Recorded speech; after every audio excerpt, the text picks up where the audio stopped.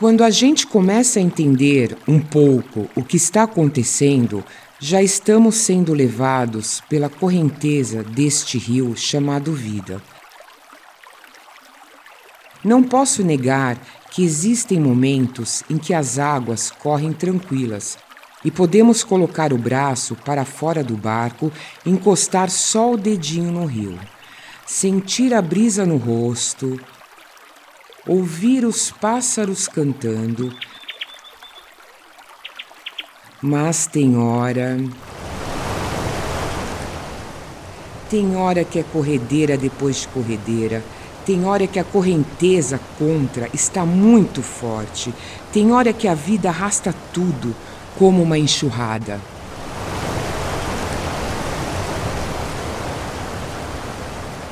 Eu tomava o calmante à noite como prescrito, dormia bem, mas eu acordava de manhã, sentia aquela tomava o antidepressivo para fazer as coisas, e aí de repente me dava aquela vontade de sair correndo dos problemas, e aí eu recorria ao calmante.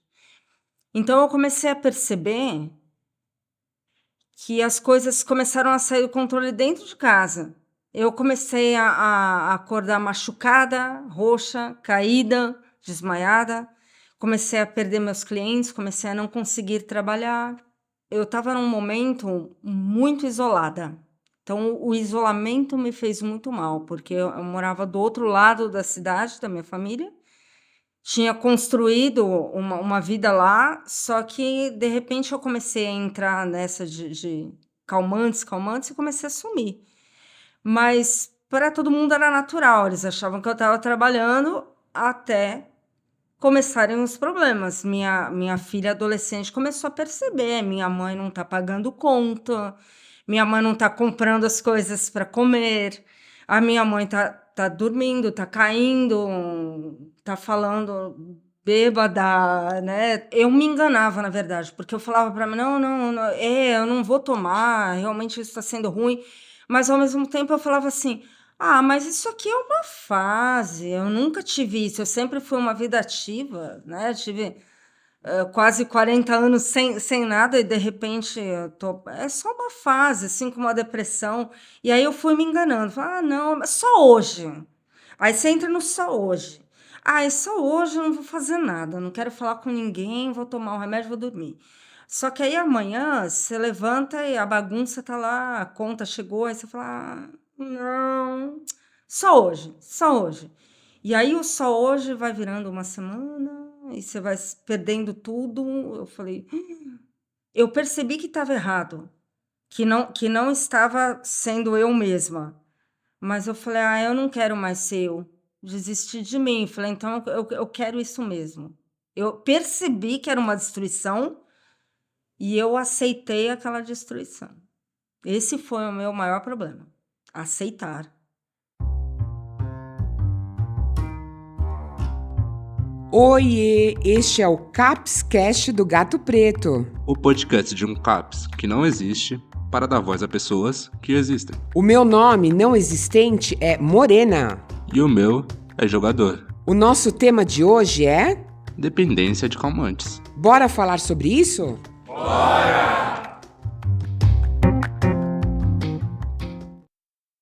Oi, jogador. Estou muito feliz de participar aqui com você. Seja muito bem-vinda. Você pode, por favor, nos contar um pouquinho mais sobre você?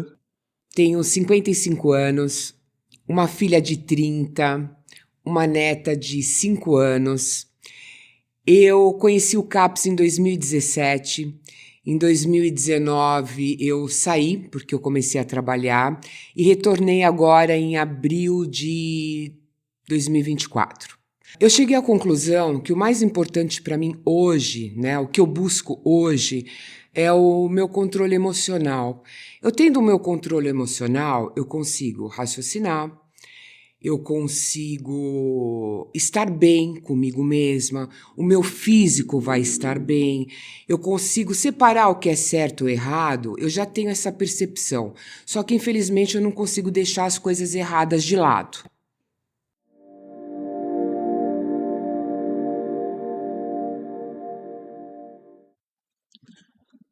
Sabia que eu já tomei calmante durante parte do meu tratamento? Mas nunca tive problema com isso. Eu odeio calmante. Tomei uma vez um Zolpidem pra nunca mais. No meu caso, como o meu quadro já evoluiu, o médico retirou meu calmante. E existe dependência de calmante?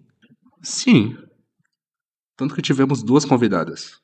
Bem, eu sou a Pi, tenho 46 anos, sou uma pessoa bem dinâmica, tenho uma filha de 27, uma neta que vai fazer 2 anos, maravilhosa.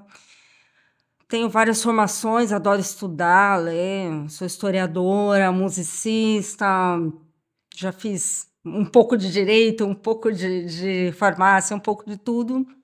E a outra?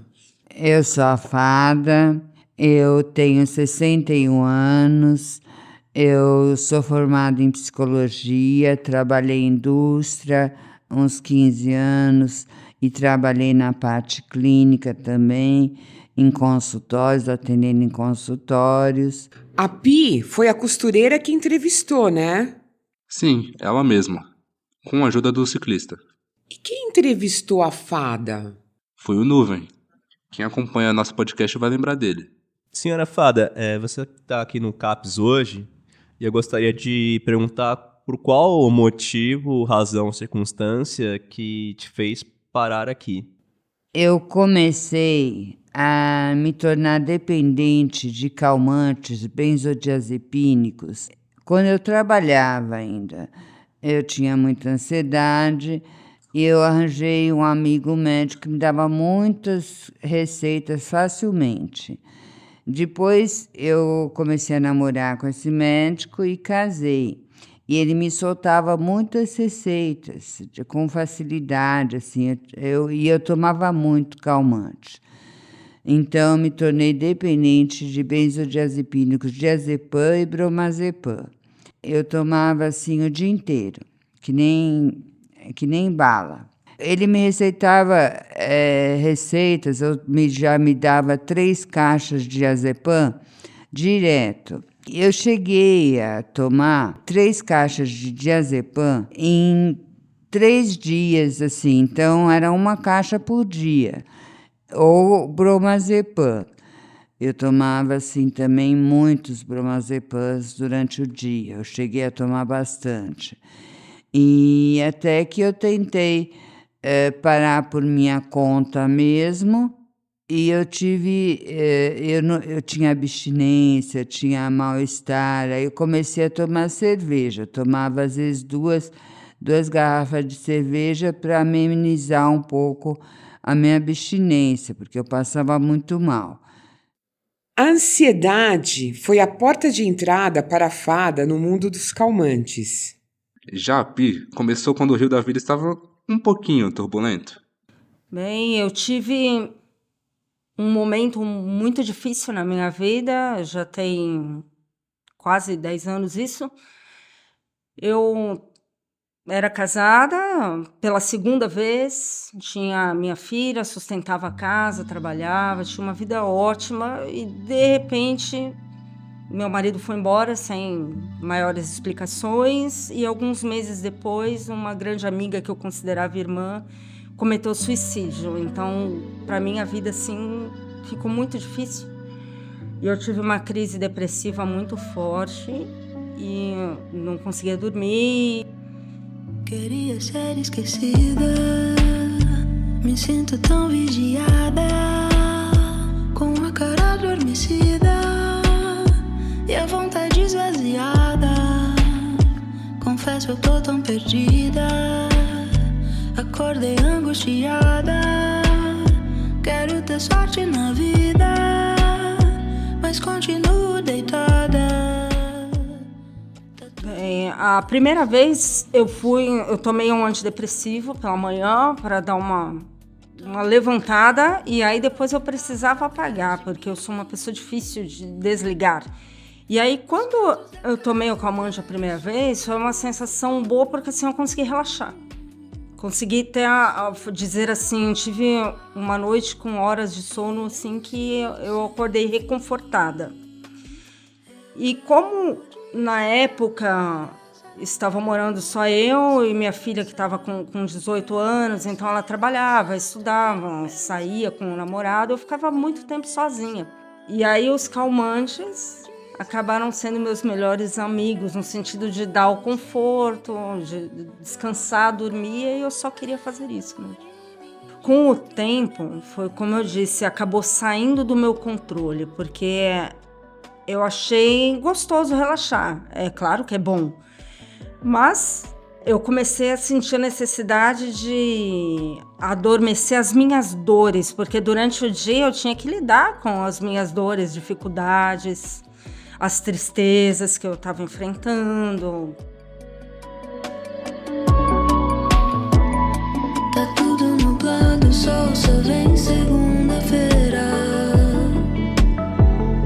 Tá muito apertado o calendário atrás de mim. Nos cantos da casa eu vejo a sombra do futuro. Escuro total,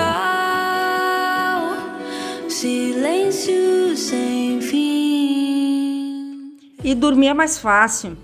Então, aquilo, eu falei, não, eu quero dormir um pouquinho mais. Acho que eu vou dormir um pouquinho à tarde também. Aí, tomo um calmante durante o dia, que não era prescrito, né? Foi por vontade de relaxar. E aí, aquilo começou a sair um pouco do controle.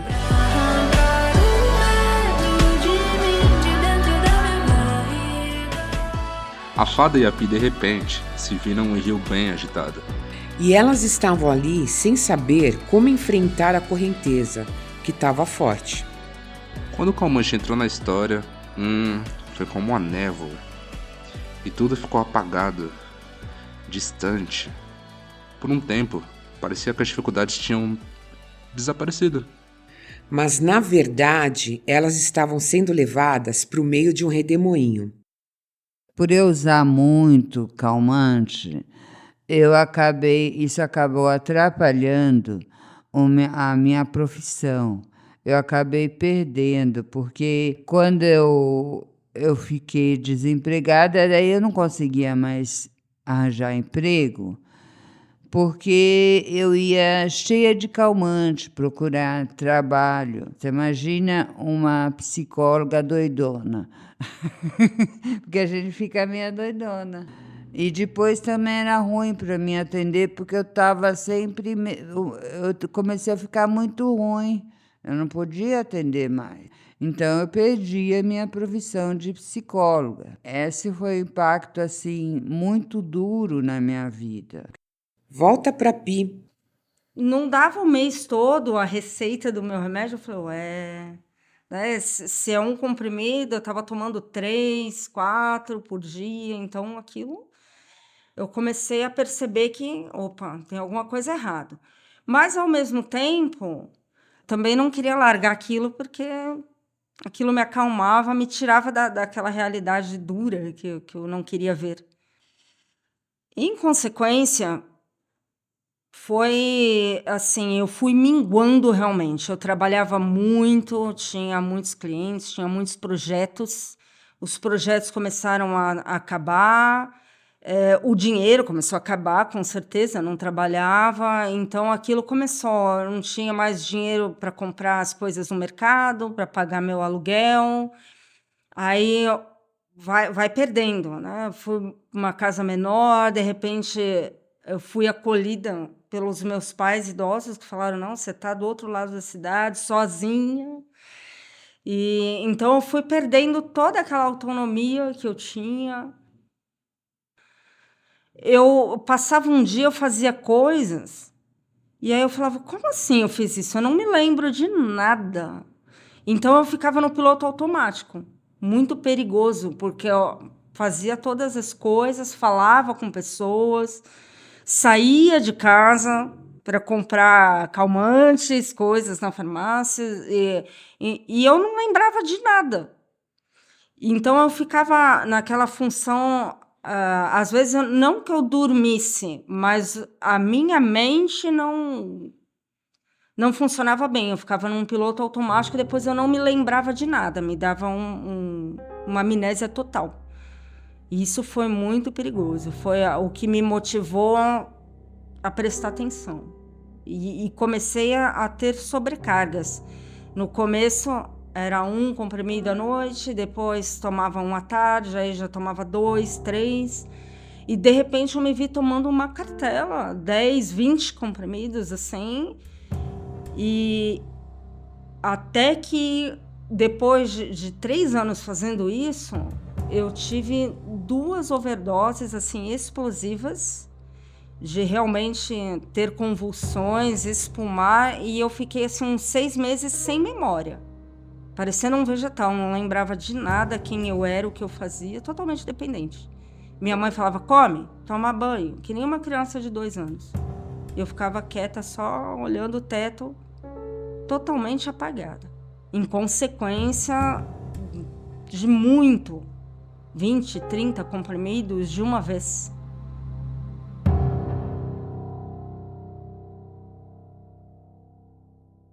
Chegou uma hora em que a fada substituiu os calmantes por bebida alcoólica.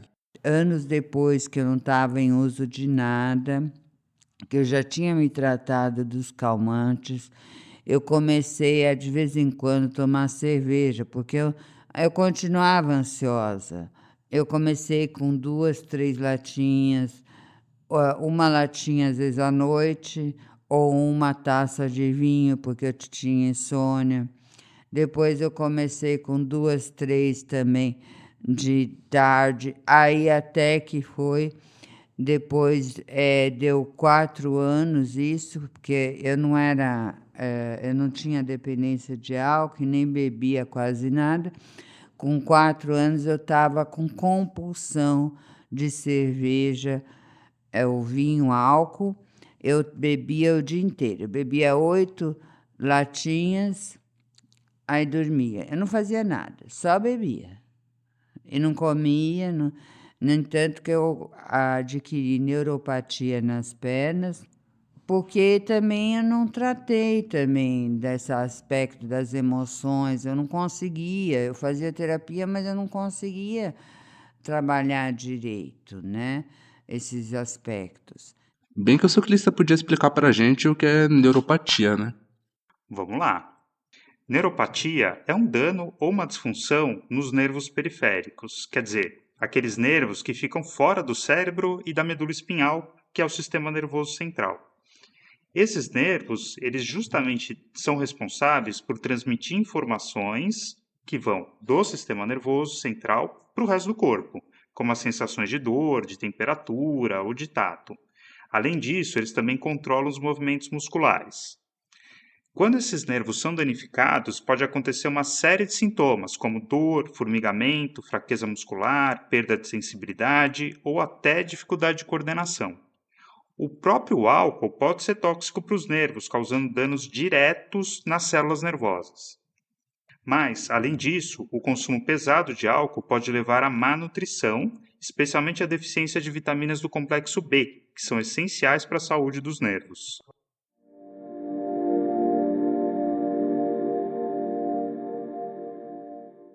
A Pi contou um pouco mais do que fazia para conseguir os calmantes. O pessoal já falava, brincava comigo, né? Uns amigos falavam que eu tinha uma mente criminosa, assim, que eu devia trabalhar no FBI, achando né, os crimes, os problemas, porque eu tinha uma mente assim de arquitetar coisas incrível, como essa de marcar vários psiquiatras, falsificar, pegar a receita fria, ir atrás de traficantes mesmo, que distribuíam vários tipos de drogas, inclusive calmantes, sedativos. Então, você pagava um pouco mais, muito mais, e obtinha, às vezes, receitas frias ou o próprio medicamento, além de ir nas consultas, porque com o tempo eu fui perdendo tudo, tirando convênio, então o acesso ficava mais limitado. E como eu tinha conhecimento, que eu trabalhei em farmácia, em hospital, tudo, eu sabia muito bem como burlar todas as regras, o que é horrível. Fazia tudo o contrário. E assim eu me expunha há muitos riscos, porque você tem contato com pessoas perigosas, pessoas criminosas. Eu cheguei a fazer dívidas e traficantes irem cobrar na porta da minha casa, expondo meus pais, porque eu ficava comprando na pendura por mês e, de repente, eu fui internada, não consegui pagar e olha o perigo, né? De repente, uma pessoa dessa vai lá e faz alguma coisa com alguém da minha família, minha filha, meus pais. A vida da fada também passou a girar em torno da dependência.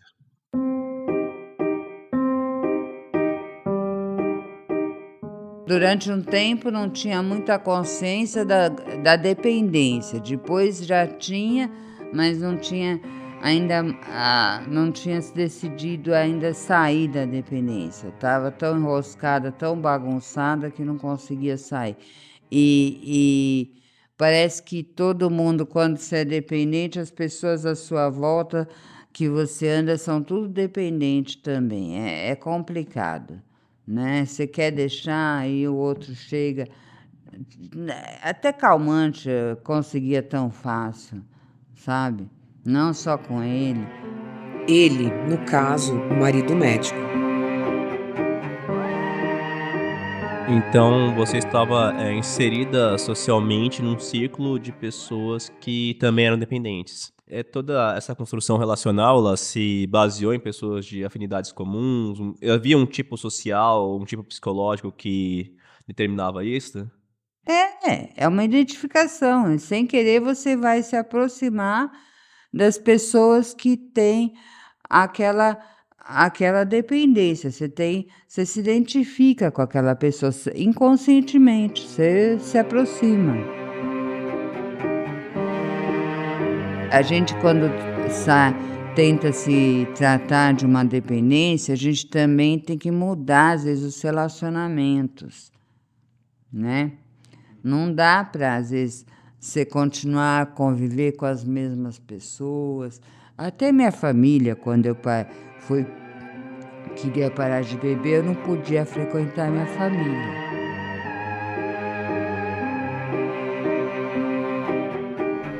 Como é que as pessoas no seu entorno, sua família, seus amigos mais próximos encaravam? A minha família não percebia, né? Eu que tive que falar que eu tinha dependência de calmante uma época. E o álcool? Também não perceberam.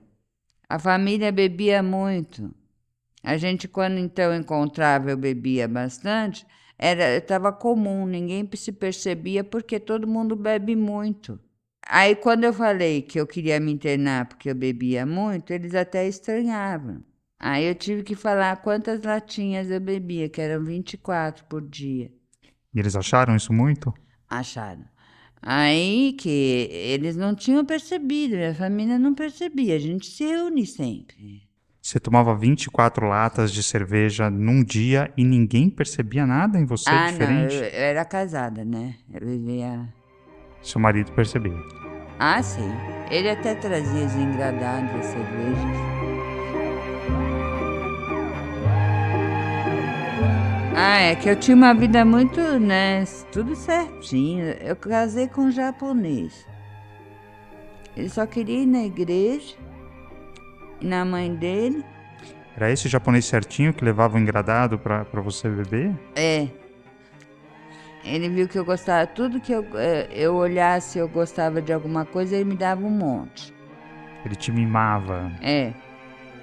Quer dizer, aí a bebida também era um escape, era uma forma de você sair dessa vida tediosa. Era.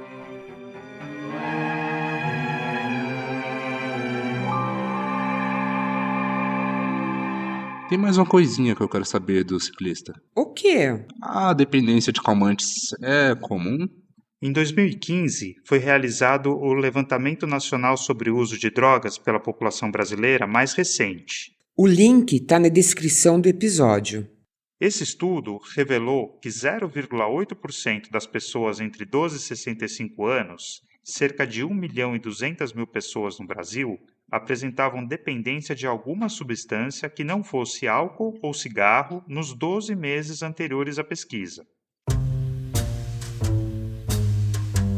A segunda dependência mais comum, de novo, tirando o tabaco e álcool, foi a de benzodiazepínicos, os chamados calmantes ou sedativos, ficando atrás apenas da maconha e à frente da cocaína. A dependência desses medicamentos de tarja preta afeta 0,2% da população nessa faixa etária, cerca de 300 mil pessoas no Brasil.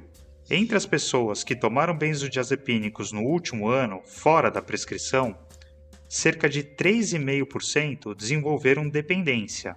Aproximadamente uma pessoa em cada 30 que tomou a medicação fora da orientação médica.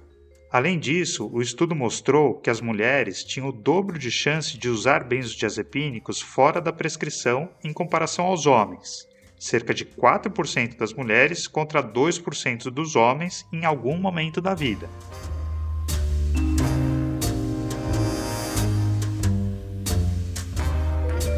Mas 0,2% da população não é pouco? Em termos de saúde pública, não é pouco. 300 mil pessoas é muita gente. É que nem todo mundo já tomou um benzodiazepínico alguma vez na vida. E a maioria das pessoas que tomam benzodiazepínico segue a prescrição médica direitinho. Aquelas pessoas que acabam saindo da prescrição e tomando um medicamento a mais é que acabam tendo esse risco de desenvolver a dependência. Então, se a gente pensar no total da população, 300 mil pessoas é bastante gente.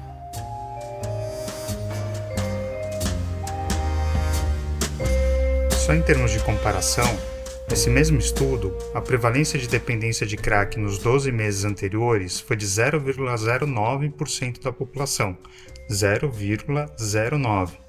Então, a dependência de calmantes foi mais do que o dobro da dependência de crack. Há uma ressalva a fazer aqui que talvez o número de dependentes de crack tenha sido subestimado devido às pessoas que usam crack estão em situação de rua e podem não ter sido acessadas pelo estudo. Mas dá pra gente ter uma ideia do tamanho do problema da dependência de calmantes e tem um detalhe: não existe uma política pública focada em prevenir e tratar a dependência de calmantes.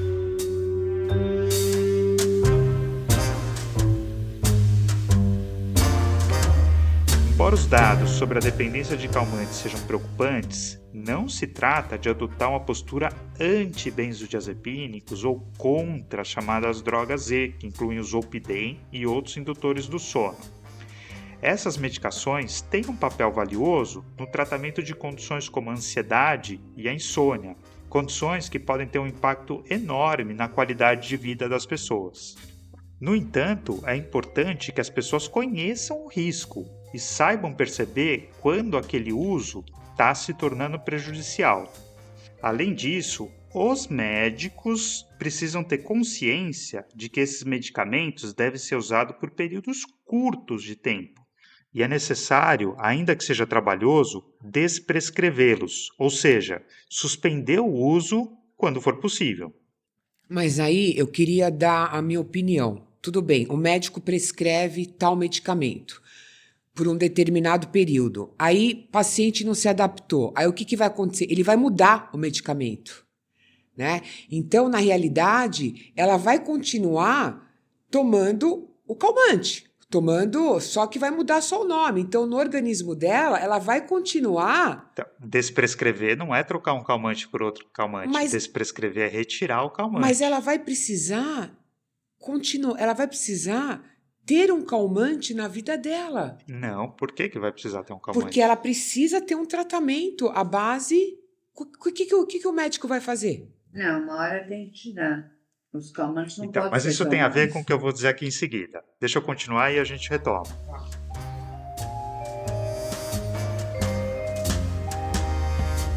Para além da conduta individual, o que possibilita o uso seguro desses medicamentos é uma assistência adequada ao sofrimento psíquico. Falta um acompanhamento que se baseie em uma compreensão mais aprofundada de cada caso, que indique esses medicamentos somente quando realmente forem necessários e enquanto forem necessários. O tratamento não pode estar exclusivamente baseado no uso de fármacos, muito menos no uso de calmantes. É necessário um tratamento multimodal, em que as pessoas tenham acesso a reavaliações rápidas quando algo não estiver indo bem. Ou seja, um acompanhamento que não seja baseado em diagnósticos e prescrições superficiais. Tudo bem, mas aí tirou o calmante e substituiu o calmante por quê? Pelo quê? Depende de cada caso, por isso que precisa ser um acompanhamento, precisa ter uma compreensão individualizada de cada caso. Pode ser que para você uma boa substituição do calmante seja atividade física, por exemplo, não necessariamente outro remédio. Ou pode ser que seja psicoterapia, ou pode ser que seja terapia ocupacional, ou pode ser que seja se inserir socialmente na sua comunidade, ou pode ser que seja fazer teatro, tocar música. Então, quando a gente fecha numa visão estritamente num modelo médico baseado apenas em fármacos, aí a pessoa pode ficar condenada a ter que tomar calmante pro resto da vida. Quer dizer, de repente pode ser um tratamento simples e a pessoa está achando que precisa de remédios sedativos e outras coisas mais. Exatamente. E tem uma questão que os calmantes, eles vão criando o que se chama de tolerância, que a pessoa vai se acostumando com o calmante e o calmante vai fazendo cada vez menos efeito. E aí ela precisa tomar mais calmante. E acontece o que se chama de abstinência. A pessoa já acostumou com o calmante e aí se não toma, fica pior do que estava antes. Então aí tem que ficar tomando o remédio não para ficar melhor, mas para não ficar pior. Sim, entendi. Poxa, interessante, né? Quer dizer, a pessoa vai no psiquiatra achando que precisa de remédios para, né, cabeça e tudo mais, calmante, sedativo, e na realidade, de repente, ela precisa de uma simples atividade física. Então, tem gente que coisa precisa do louca. remédio, né? Então acho que a discussão é exatamente essa. Às vezes tem que usar? Sim, às vezes tem que usar. Porque a pessoa está sofrendo. Então, não consegue dormir, passa noites acordada, ou está tendo crises de pânico, tendo que ir para pronto-socorro, porque tem a sensação de que vai morrer. E naquele momento, o calmante pode ajudar e muito. Mas o calmante não é para ser para o resto da vida. Não é para ser por um período longo. Não é para a pessoa viver à base de calmante sem conseguir enfrentar situações de vida.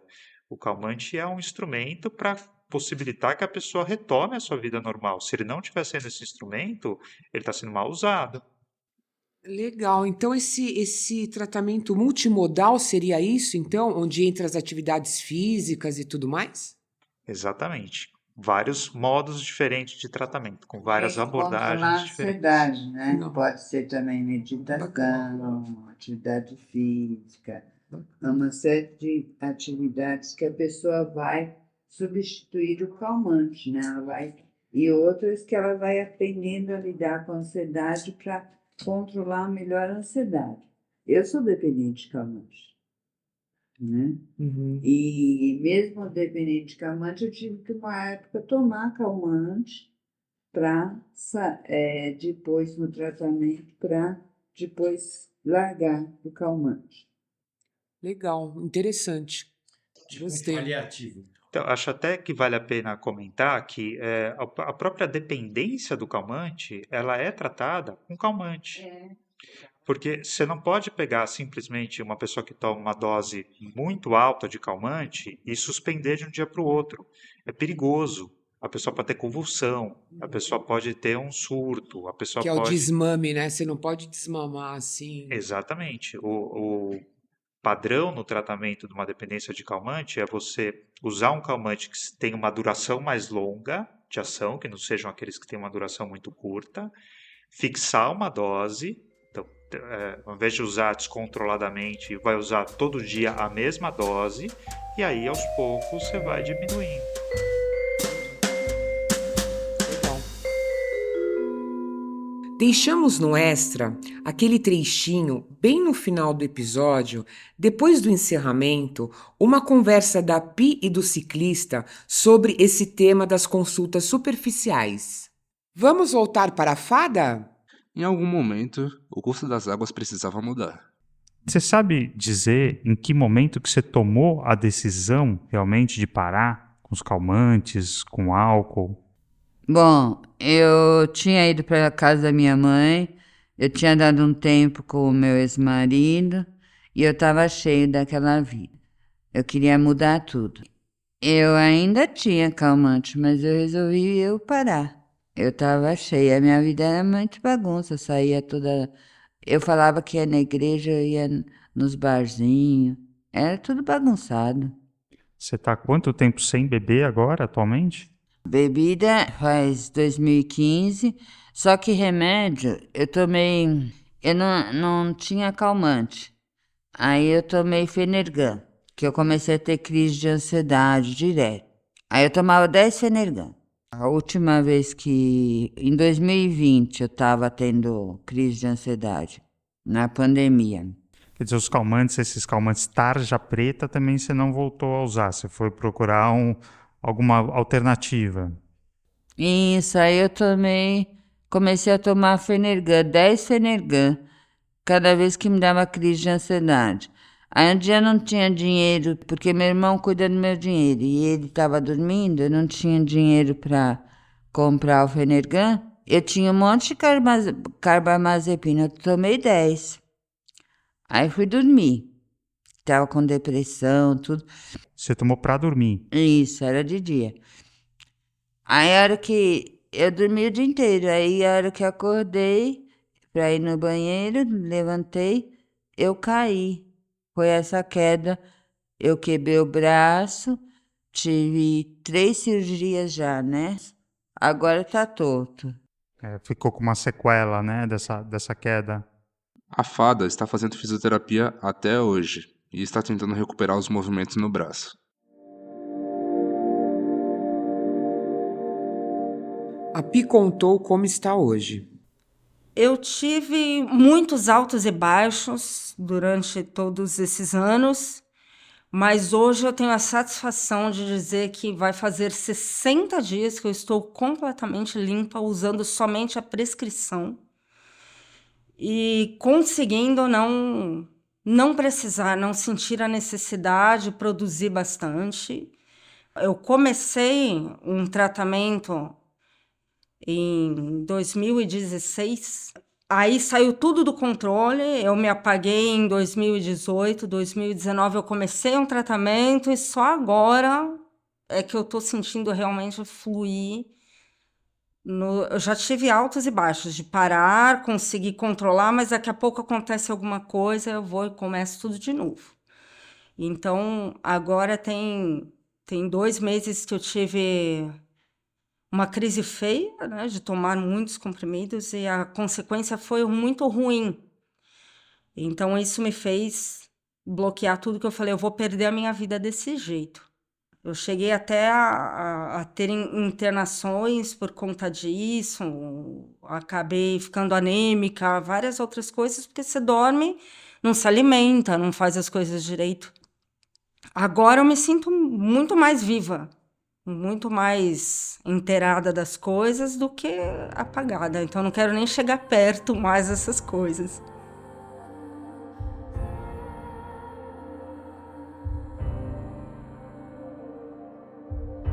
E aí, quando eu tenho algum sentimento de falar, não, eu vou atrás do calmante, eu olho no espelho e falo, olha, dá uma olhada no que você era e o que você quer voltar a ser.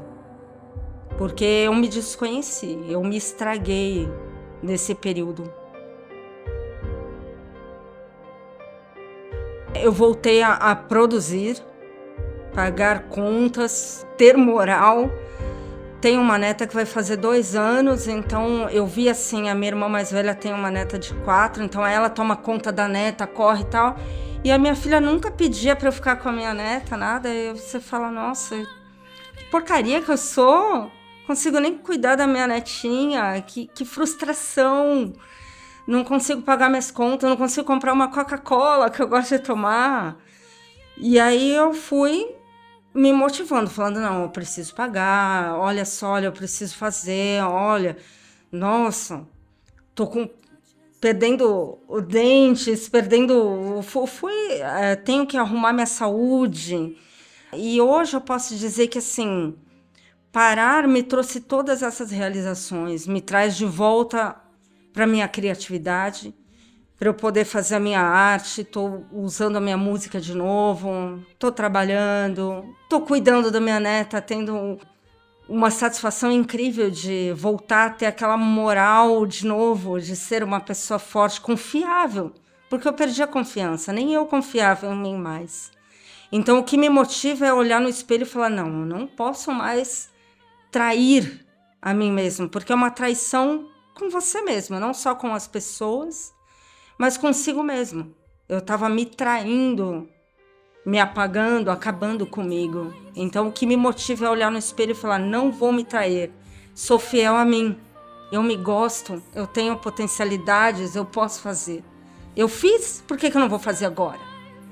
Então, isso me deixa feliz e sempre assim, mais um dia, esse dia, um dia por vez. Senão não dá, a gente não aguenta. No reflection, no dreams without inception, exist within oceans of time, break loose from the chains, rise above the waves, fighting in the darkness, dancing in the light, break out of your cage, turn another page, drowning in the river, swim against the tide of life.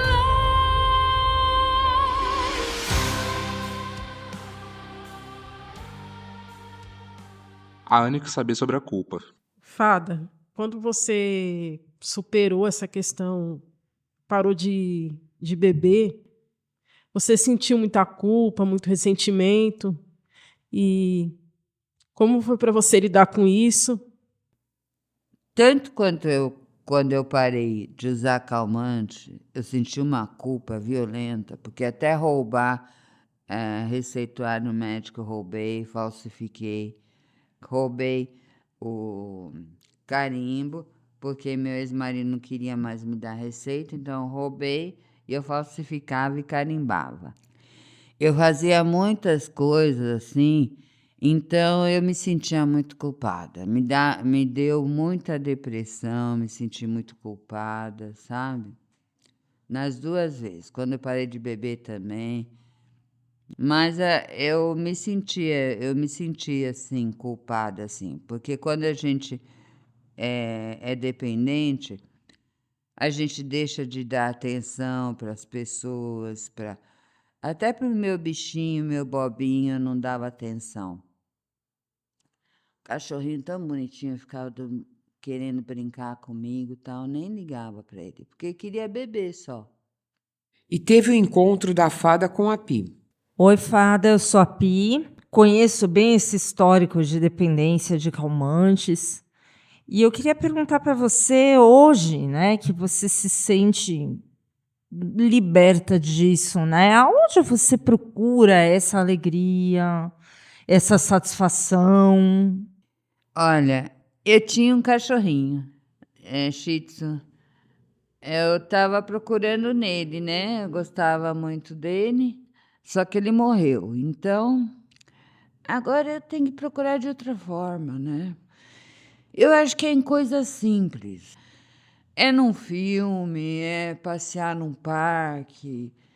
Eu hoje, como eu não tenho mais aquela ansiedade tão elevada, eu consigo, né? Até com técnicas, isso e aquilo, eu consigo ficar mais em paz, eu consigo viver mais os momentos de maneira a ter paz, felizes, que eu nunca conseguia.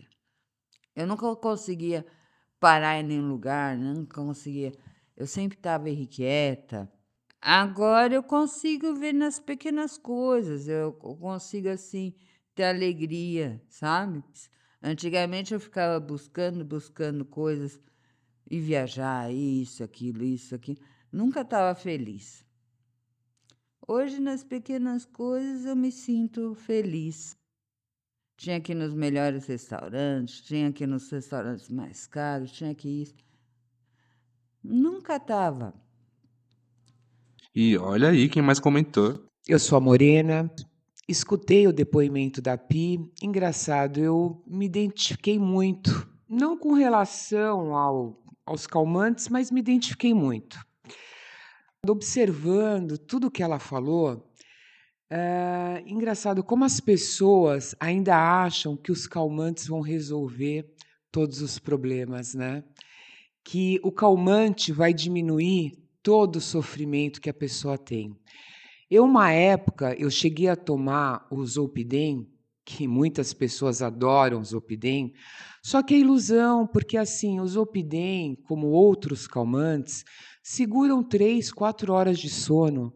Então, assim, a Pi, para livrar o sofrimento, ela tinha que tomar 3, 4 comprimidos.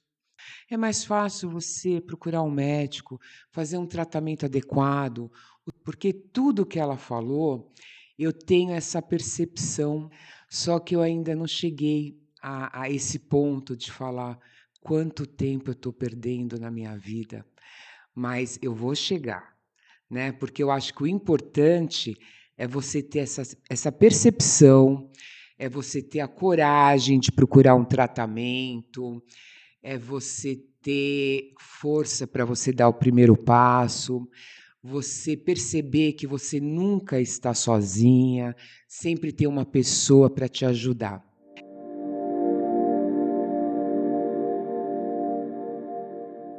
Caro ouvinte, depois de ouvir os relatos da Pi e da fada, a gente quis deixar uma reflexão. Posso? À vontade.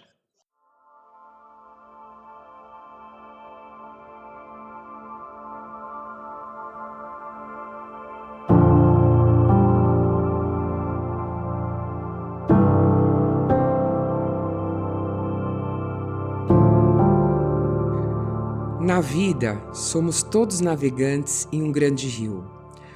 No nosso percurso, é inevitável encontrarmos pedras, redemoinhos e trechos onde a correnteza nos arrasta com força. A tentação de deixar que a névoa desça sobre nós pode ser grande.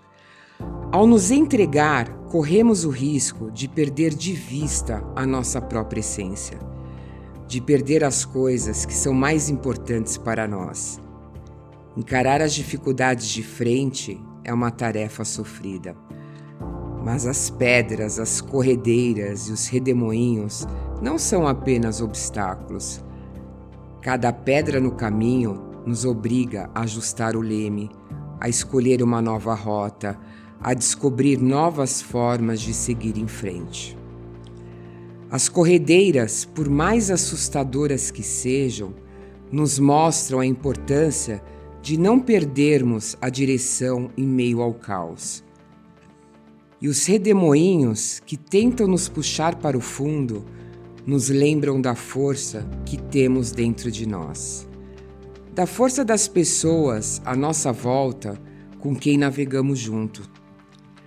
Aliás, se a correnteza estiver forte demais, não pense 2 vezes em agarrar na mão de quem pode te oferecer ajuda. Sem nos escondermos na neblina, temos a chance de seguir nosso curso, de acordo com o que é realmente importante, do que é importante para cada um de nós, e que nem sempre é o que os outros querem que seja. Nem sempre é exatamente o que esperam da gente.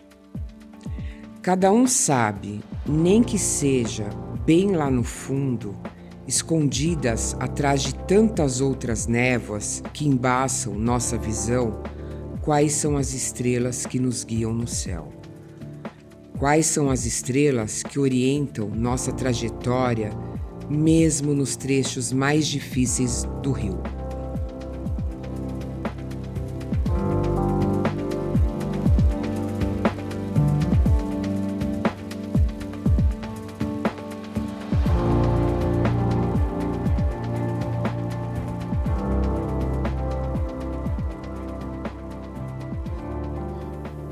Pi, por favor, deixe o comentário final. Posso dizer para todo mundo que assim, viver é bom demais. De uma forma legal, de uma forma louca, da sua forma, não importa o que as pessoas falam. Mas eu posso dizer assim, olhe para si mesmo, se valorize, fale a verdade, procure ajuda, reconheça você mesmo. É a parte mais importante, é você com você. Os outros, o meio, são as consequências da vida. Mas se reconheçam, olhem no espelho e falem, eu, o que eu faço? Fada, Eu gostaria de agradecer a sua participação e gostaria de propor um exercício imaginário. Se você pudesse conversar consigo mesmo no passado, antes de todas essas crises, e pudesse dar uma mensagem para a sua pessoa no passado, você poderia fazer esse exercício imaginário de imaginar-se falando consigo mesmo no passado, de alguma forma que ela pudesse ouvir e dizer uma mensagem para ela? Apesar da gente se culpar, eu acho que eu precisei entrar nessas coisas. Eu não tive outro mecanismo. Então, eu ia falar o seguinte: bom, eu te compreendo, tá? Você precisou, você não teve outra estratégia, mas agora você tem que buscar outras alternativas, outras coisas saudáveis na sua vida. Chega de fazer besteira.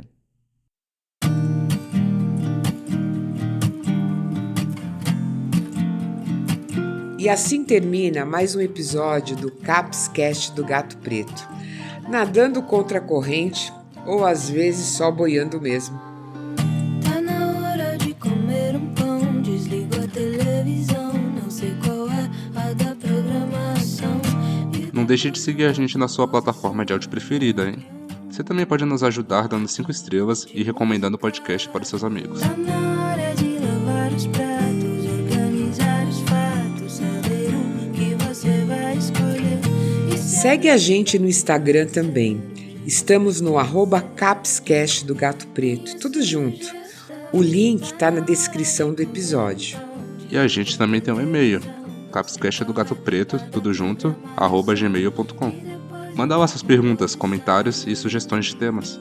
Não esquece de deixar seu comentário no Spotify ou na plataforma onde você nos ouve. A gente quer muito saber o que você pensa.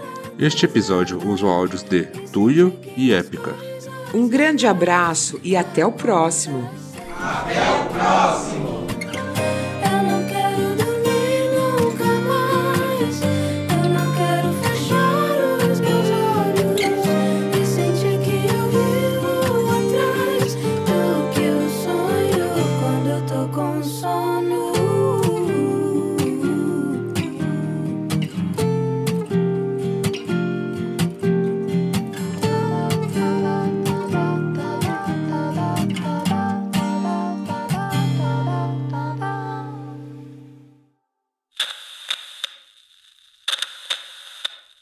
Teve um momento em que foi importante realmente você confiar no seu médico e seguir a prescrição e a partir daí começar a conseguir melhoras, mas também tem uma questão nesse modelo médico, assim, que a gente vai transformando tudo em doença, transformando tudo em patologia e dando prescrições para resolver, né, as coisas que são muitas vezes coisas da vida, né? Você estava passando por um momento difícil, você estava vindo de uma segunda separação, uma amiga muito próxima tinha tirado a própria vida. Como é que você encara isso, né? Essa dualidade, assim, talvez se não fosse um médico ali naquele começo, o seu rumo poderia ter sido diferente, né? Se você tivesse olhado para essas questões de uma outra forma, de um outro prisma. Queria que você comentasse um pouquinho. Eu acredito que, pelo meu histórico, como eu já tinha trabalhado 8 anos num hospital, já tinha eu tinha um conhecimento médico em termos de farmácia. Então, assim, eu não posso negar que durante toda a minha vida eu sempre tive curiosidades, coisas assim, e se eu tomasse isso? E se eu... Fazer experiências. Eu tinha. Mas eu não fazia, porque como eu estudava, eu ficava meio com medo, receosa. Claro, você estuda, você olha ali os efeitos, fala, não quero, né? Mas o que aconteceu? Na verdade, o que eu fazia? Eu fazia tratamentos rasos. Não era culpa dos médicos. Eu ia no médico e o médico ele vai investigando aquilo que você está contando. E aí, com a minha mente criminosa, eu contava uma história para cada um e fazia tratamentos rasos. Em que sentido? Não dava uma profundidade, continuar com o mesmo profissional. Passava em um aqui, aí um começava a recomendar, ia no outro, justamente para burlar e conseguir fazer o que eu queria. Então eu não levava a sério. Quando eu consegui um profissional que me acompanhou de fato e falou: olha, aqui te peguei, né? Porque deu continuidade, aí funcionou. Não sei se do médico, né? Mas eu acho que é justamente isso que você está falando, assim, né? Porque a gente vive num sistema em que geralmente os tratamentos são rasos. Consultas curtas, sem ter um acompanhamento, com uma troca de profissionais muito frequentes. E quando a gente está num sistema que persegue metas quantitativas, precisa fazer girar, precisa ter número de atendimento, é muito propício, né, para esse tipo de atuação que você ter. É muito, muito difícil isso, porque tem profissionais e profissionais.